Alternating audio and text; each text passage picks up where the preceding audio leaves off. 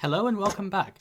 Whether you bought a partially assembled Ultimate-NAG52 PCB, or a fully assembled one with a case, or even DIY'd one yourself using the schematics online, this video will show you how you can finish the assembly of the board and get it ready for your vehicle before you take it out for a drive. Each section will be navigatable via timestamps in the video description and outline which users each section applies to. So let's begin. So to begin with, here we have our donor EGS board that I'm going to rip the connector from. I'm going to take my flathead screwdriver and I'm going to pry it in between the connector and case and pry up until you hear a little pop. And then flip the board around and do the same on the other side. And then you can now take your flathead screwdriver and pry towards the case until the PCB will pop out. It takes a few attempts to do this, but eventually, there you go. The board comes out and it is completely intact. As you can see from here, it's fine ready to take the connector off. So now let's take the connector and move it to our Ultimate-NAG52 like this. Just kidding, this is how we actually do it. So you start by heating up the connector. Here you can see me getting my hot air gun out. And you can take like a little metal tool, or a flathead screwdriver also works, and put it under the edge of the connector, the plastic bit over there. And just with some very light pressure, begin prying up, and you will hear the connector popping as the pins begin to unseat due to the heat. And then you can take your flathead and push it in even further, and keep lifting, and repeat this process until eventually the whole connector comes off. And you just keep prying the connector in further and further until the connector comes off. You keep applying upwards force. Don't apply too much force, otherwise you will damage the board doing this.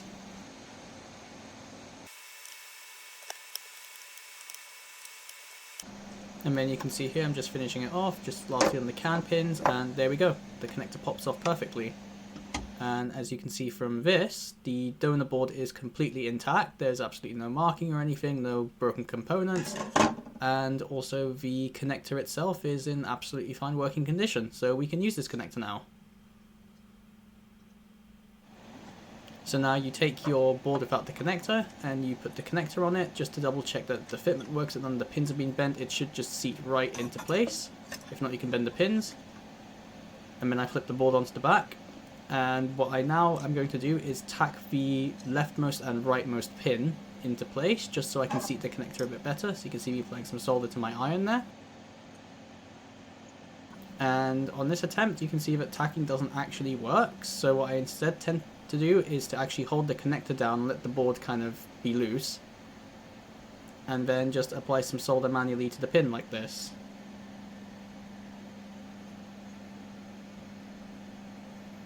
And then once it's hardened, we move over to the other side and do the same thing.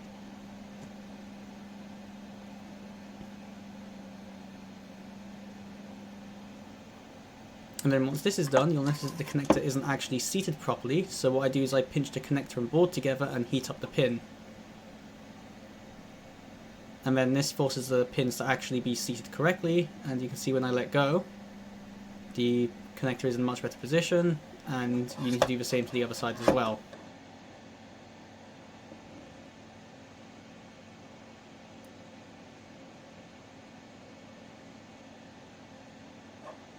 And as you can see from that, perfect. The connector is perfectly in place, and now that all that is left to do is to solder all the other pins in place.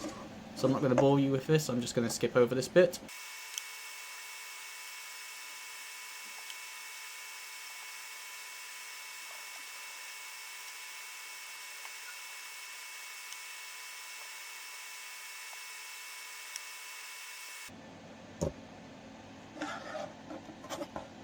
And there you go, there's one completely assembled PCB. Now what I do whenever I assemble these is I also take some PCB cleaner on the back to get rid of some of the old flux because it looks a little bit ugly. You can do this, it's totally fine to leave the flux on, it doesn't damage the board or anything, but I just like to clean it off like this.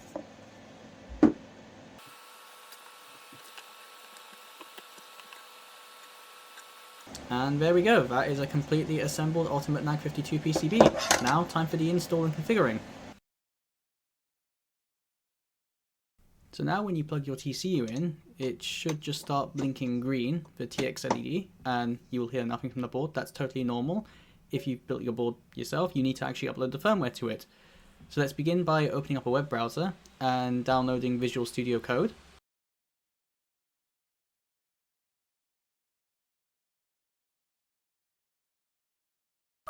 And then here I'm on Windows, so I'll just download the Windows installer. And just quickly skip through the installation.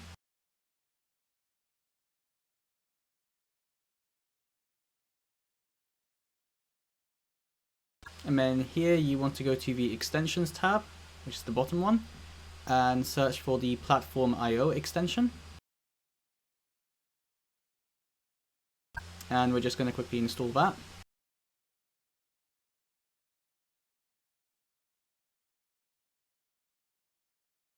Now meanwhile I'm going to go to the main TCU website, go to the Downloads page, and go to the stable firmware.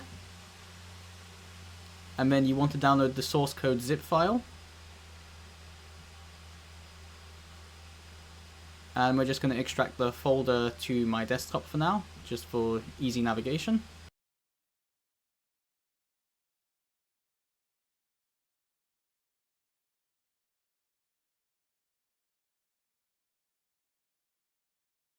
And then in Visual Studio we're going to open that folder.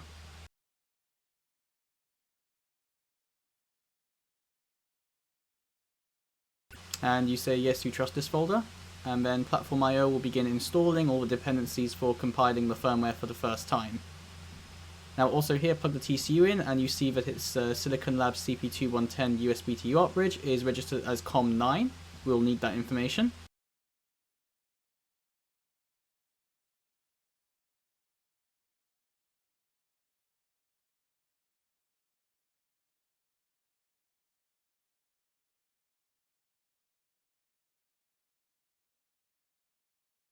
You want to go to platformio.ini and modify the upload port and monitor port to the COM port name, so in my case it's COM9.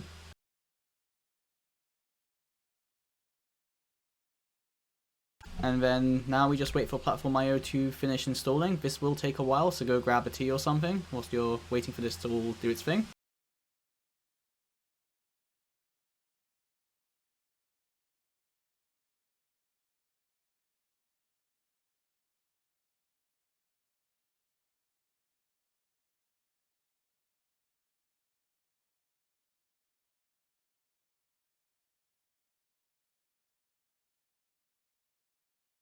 Now you'll notice here I try uploading, and it doesn't exactly go to plan.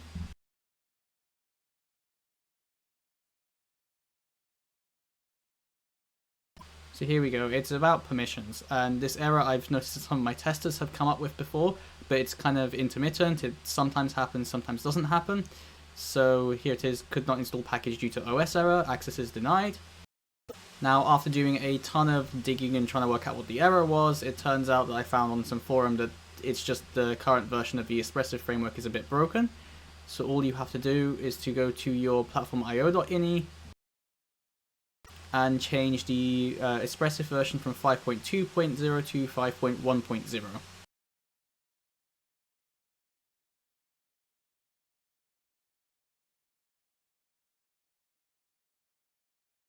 And then Platform I/O will reinitialize again, so again this will take a little bit of time.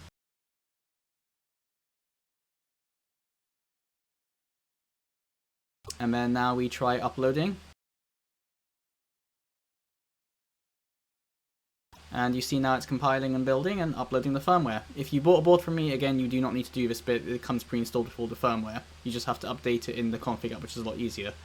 And your TCU will finish and begin raising this postcode once you upload the firmware to it. So this means that essentially the one-time eFuse has not been set, so we'll go do that now. To do this, we'll go to the downloads page, download the latest version of the configuration app. There's an app image there for Linux users and the exe for Windows users. macOS is to be added eventually, but I have no plans yet to do it because I can't test it.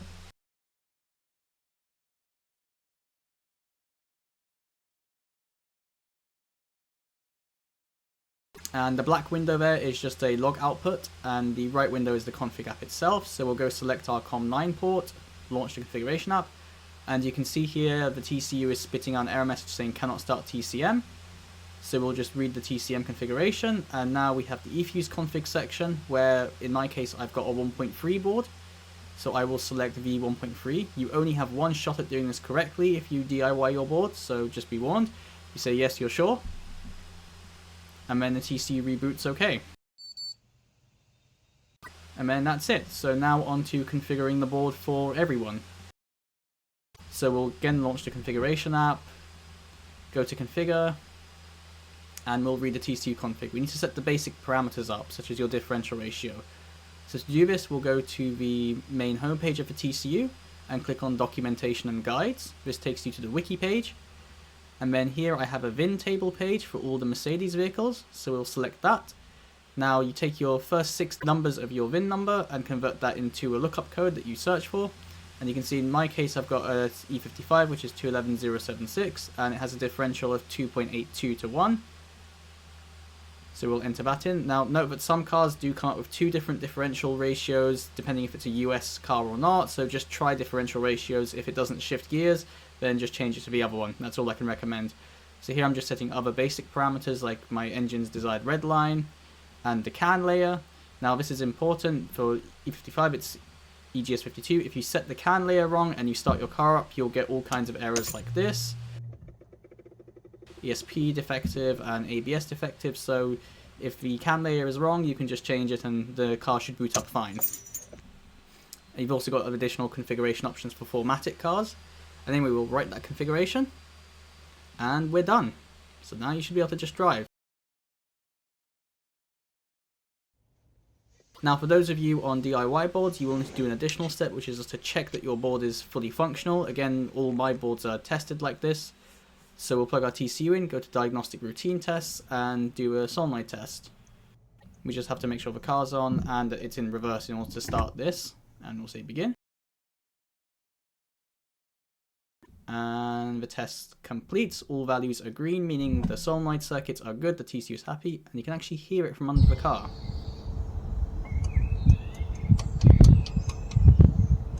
And then we'll go back to park again, and now we will start the engine. And then we will go to the diagnostic tab and go to gearbox sensors. And you should note when you turn the engine on that both N2 and N3 should start counting. If one of them doesn't start counting, then something is wrong with one of the speed sensor circuits. This could also be used to diagnose a bad conductor plate on the TCU. And you should be able to also shift into reverse and you see the temperature reading is normal. If it's something like minus 500 degrees, again, something is wrong. So lastly, when I release a new update for the TCU, how do you install it? So first of all, go to the website for the TCU and you can go to the download section where you'll see the posting link for stable firmware. You can check out the developer builds if you want, but you want to download the firmware.bin file, which is the binary for the update file. And then once that's downloaded, I'm just going to move that to my desktop. And then you want to open up the configuration app. Again, selecting the COM port for the TCU.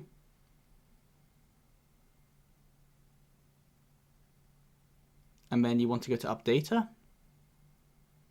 Now you can see here the current firmware running on the TCU. This is the one that I literally just flashed in the previous bit. So it'll be newer than the current stable firmware, but I'm selecting the current stable here. I do plan to release a stable firmware like about once every month with bug fixes and everything. And then all we do is just press flash. And you can do this in the car or on the desk. Just don't have the engine running, otherwise the TCU will reject the flash request because it sees the engine's running, you can't update. But other than that, you can update whenever you want. And then you can see here it's finishing up. And TCU reboots. And you can just quickly double check that the new firmware version is applied by going back to the updater and seeing that there's now a different firmware version running on the TCU. You can also back up your firmware and stuff from here. But that's it. Nice and easy.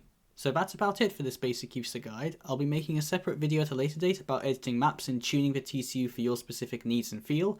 If you want to see a more in-depth guide, feel free to check out the wiki for the TCU as it describes a lot more about how it works as well as more advanced user guides. However, it is still currently a heavy work in progress. I hope you found this video informative and easy to understand. Obviously, if you have any questions, feel free to drop them in the comments below.